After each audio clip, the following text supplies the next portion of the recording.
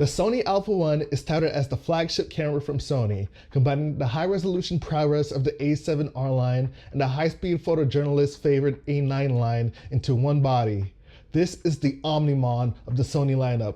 But how does this stack up in the real world? Hi, my name is Chris. I am a photographer and cinematographer based in Tulsa, Oklahoma, and this is my $15,000 review of the Sony Alpha 1. My main camera right now is the Sony a7R IV, their current highest resolution camera, coming in at 61 megapixels, and seeing the evolution since then in the cameras between it and this flagship A1 camera is clear that they've refined a lot of key points. Starting with the electronic viewfinder, you can see the change here to the bigger, higher resolution version found on the A7S III, which is beautiful to see. Moving around to the left side of the body, the doors have gotten even better, and we have a full HDMI port underneath, which is so much better than the micro HDMI ports from the earlier models, as well as a flash sync port and an Ethernet port. I love how, like the A7S III, the flap covering the audio ports is separate from the HDMI and USB-C ports. Separating the mini USB port is great for accessories like gimbals that make use of the port for operation. The backside buttons feel more responsive compared to the R4, mostly tightened up to feel more clicky than before. On top, hard mode selection wheels make it easy to change focusing and continuous burst settings without having to go into the menu, a detail brought over from the A9 line and improved upon in this body.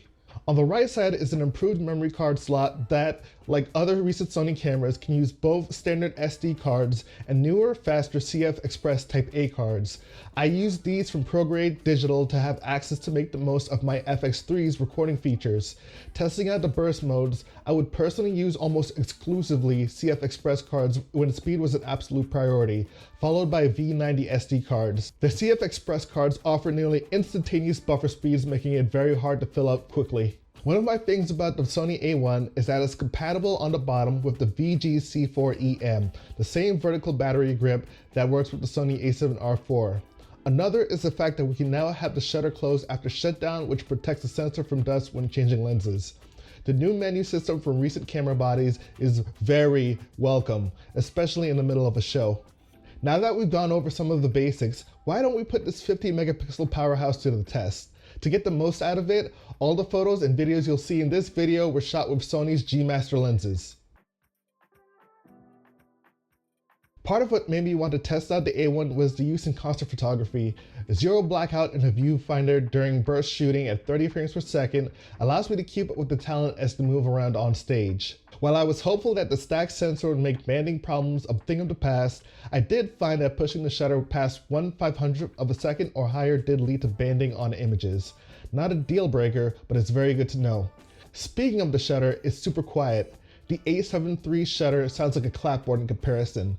It's a small detail, but it's a much appreciated one. Now, I'm not going to get into the technical details on the video performance of this camera. If you want to know more about that, check out Gerald Undun's video linked below the like button. Like 4K before it, 8K can be extremely useful for zooming when used on a lower resolution timeline. Just to see how well the base model M1 Max Studio can handle this footage, I've gone ahead and imported this footage into an 8K timeline. Spoiler alert, the M1 Max Studio completely destroyed this footage and had no problem editing this video. Using the A1 spoils me. Between autofocus tracking, buffer speeds, burst modes, all while still being able to create high resolution images with even better color science than before, makes the A1 a complete package. I don't feel like I'm compromising anything when I'm creating an image.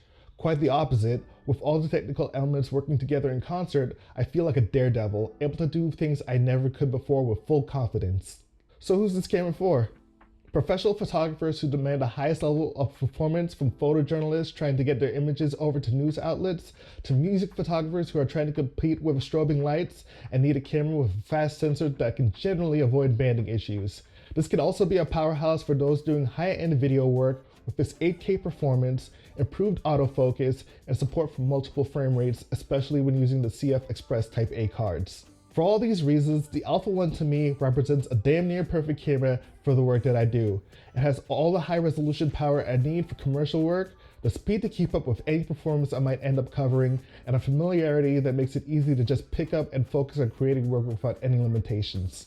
That's gonna do it for this video. I hope you found it useful. If you did, be sure to hit the like button. If you want to see more videos like this in the future, be sure to hit subscribe. My name is Chris. I am ChrisWorks, and I will see you in the next video.